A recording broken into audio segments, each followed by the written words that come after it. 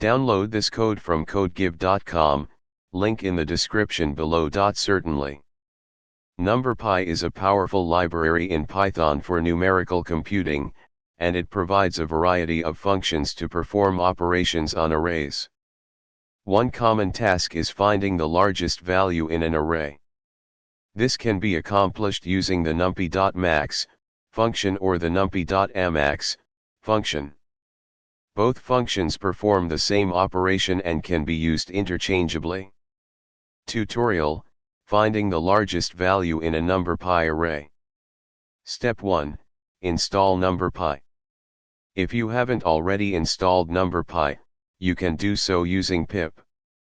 Step 2. Import NumPy. To use NumPy in your Python script, you need to import the library. Step 3. Create a NumPy array. You can create a NumPy array using np.array. Here's an example of creating a 1D array. You can also create a 2D array. Step 4. Find the largest value. Now, you can use either np.max or np.amax to find the largest value in the array. For a 1D array. For a 2D array, you can find the largest value in the entire array or along a specific axis. Largest value in the entire array asterisk. Largest value along a specific axis asterisk. Axis 0, columns. Axis 1, rows. Full code example. Here's a complete example that demonstrates the above concepts. Output.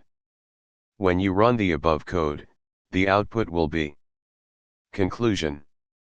Finding the largest value in a NumPy array is straightforward using the np.max or np.amax functions.